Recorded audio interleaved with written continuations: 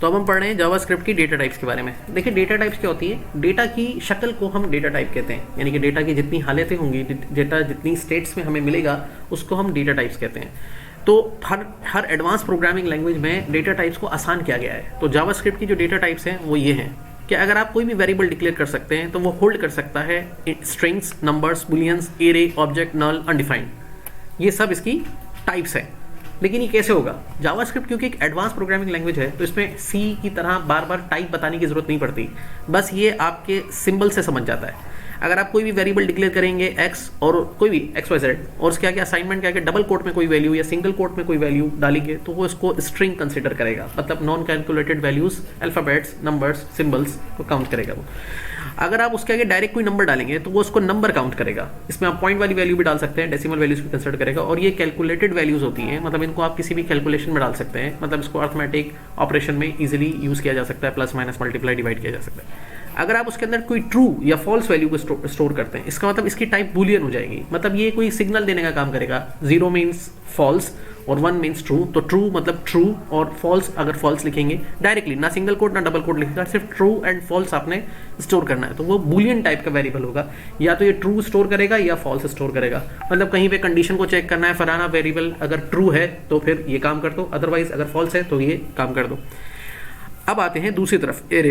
Array भी इसकी एक टाइप है जो हमने सी में पढ़ा था। एरे कलेक्शन ऑफ वेरिएबल्स, बहुत सारे वेरिएबल्स को स्टोर करने के लिए var x is equal to, हमने स्क्वायर ब्रैकेट बनाने हैं और अगर हमें उसके अंदर स्ट्रिंग्स वैल्यूज स्टोर करानी है तो फिर वो HTML, CSS, JS और अपने नाम वगैरह कोई भी स्टोर करा सकते हैं। नंबर करानी है तो डबल कोट के बगैर, लेकिन सेपरेशन करनी है कॉमा में, ठीक है। इसको भी हम आगे प्रैक्टिकल करेंगे। तो इस तरह से होते हैं। अगर हमें ऑब्जेक्ट क्रिएट करना है तो उस ऑब्जेक्ट में क्या होगा कि हम एरे तो डिक्लेयर करेंगे लेकिन उनके नाम भी सेट करेंगे। यहाँ पर इसका नाम हमने सेट नहीं किया, ये इसकी वैल्यू है, लेकिन हमने var x लिखा और ये फर्स्ट इसका नाम रखा, उसका जेन, और फिर लास्ट नाम रखा, फिर डोए, फिर आगे इस तरह से और भी वैल्यू स्टोर कर सकते हैं। इसको भी प्रैक्टिकल करके देखेंगे। पर एरे एंड ऑब्जेक्ट भी इसकी डेटा टाइप्स में काउंट होते हैं। फिर अगर हम डायरेक्टली किसी भी वेरिएबल में नल लिख देंगे तो उसकी वैल्यू क्या हो जाएगी, नल हो जाएगी। मतलब वो नल भी एक वैल्यू है, मतलब आपसे कहे व्हाट इज नल, वैल्यू या नल, तो आप कहेंगे वैल्यू, नल भी एक वैल्यू है और ये भी इसकी डेटा टाइप है। लेकिन अगर आप उसके आगे एक डिक्लेयर करते हैं वेरिएबल और सेमीकोलन लगा देते हैं तो फिर उसके आगे लिखा हुआ जाएगा अनडिफाइंड, मतलब जिसके अंदर कोई वेरिएबल के अंदर वैल्यू नहीं डाली तो उसका प्रैक्टिकली अगर आप प्रैक्टिकल करेंगे तो उसमें क्या लिखा हुआ आएगा, अनडिफाइंड। ठीक है, चलें आप इसका प्रैक्टिकल करके देख लेते हैं। इसमें वेरिएबल का और इसका जो प्रैक्टिकल है हम बाद में करेंगे, उसके साथ बाकी इन सब का करके देख लेते हैं। तो चलते हैं हम इसके अंदर फाइल में जाके यहाँ से एक न्यू फाइल ले लेते हैं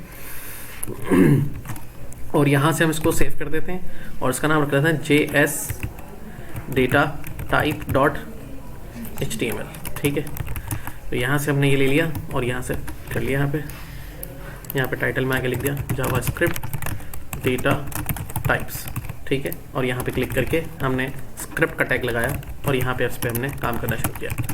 तो अब देखिए हम इसका आउटपुट ले रहे हैं। पहले एक वेरिएबल डिक्लेयर करते हैं, अब हम मल्टीपल वैल्यूज को चेंज करते जाएंगे और आपको प्रैक्टिकल करा देंगे। एक ही वेरिएबल ले लेते हैं जैसे इसने किया है, वैसे हम इसको प्रैक्टिकल करके देख लेते हैं इसके ऊपर।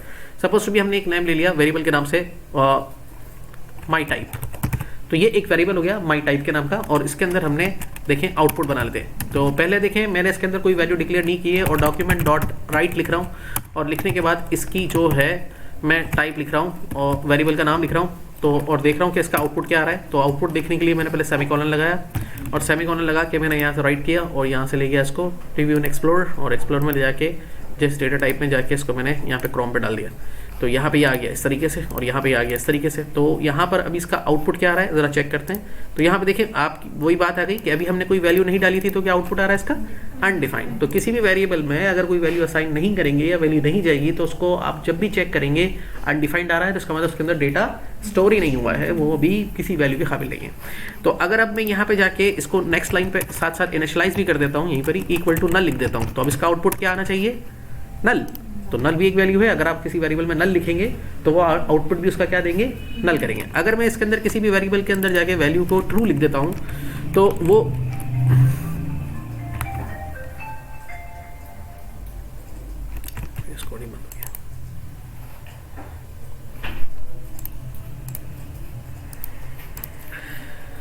तो मैं इसके अंदर जाके लिख देता हूँ ट्रू। तो यहाँ पे देखिए सेव किया मैंने, यहाँ से इसको रिफ्रेश किया तो इसके अंदर आना चाहिए ट्रू। ठीक है, और अगर मैं इस पर लिख देता हूँ फॉल्स तो ये अपनी वैल्यू को क्या शो करेगा, यहाँ पे फॉल्स, तो ये देखिए यहाँ पे फॉल्स को स्टोर कर रहे हैं और फॉल्स को ही ट्रू को ही स्टोर कर रहे हैं और फॉल्स को स्टोर कर रहे हैं और फॉल्स का ही आउटपुट आ रहा है। तो ये true and false boolean type का वेरिएबल है। और अगर हम इसके ऊपर जाके अब हम डबल कोट्स में कोई वैल्यू डालते हैं, suppose to be hello my name is Ali, तो ये देखिए हमने स्टोर कर दिया इसके अंदर और ये देखिए इसका आउटपुट भी स्ट्रिंग्स में आ रहा है। तो ये एक स्ट्रिंग टाइप की वेरिएबल है जिसके अंदर स्ट्रिंग स्टोर कर दिया और यहाँ पे हमने एक वैल्यू स्टोर करी नंबर में और यहाँ पे क्लिक किया तो यहाँ पे देखिए 76,000 दिखा रहा है। और अगर हम यहाँ पे कोई डेसिमल नंबर डाल देते हैं, सपोज 6 और डबल करते हैं तो ये डेसिमल भी वैल्यू स्टोर कर सकता है। तो इस तरह जावास्क्रिप्ट की जो मल्टीपल टाइप्स हैं वो मल्टीपल वैल्यूज़ को स्टोर करने के लिए इस्तेमाल होती हैं और इसको हम इस तरह से कर सकते हैं। ठीक है।